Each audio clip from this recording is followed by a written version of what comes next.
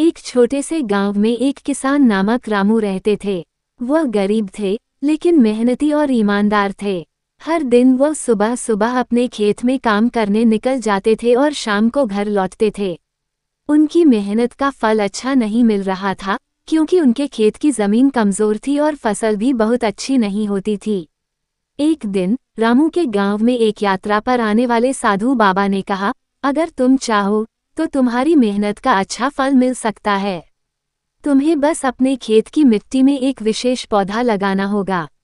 ये पौधा तुम्हारी जमीन को ताकतवर बनाएगा और तुम्हारी फसल को बहुत अच्छा कर देगा। रामू ने साधु बाबा की बात मान ली और उन्होंने खेत में उस पौधे को लगा दिया। कुछ महीनों में जैसे ही पौधा बड़ा हुआ, खेत की जमीन में भी सुधार आ गया।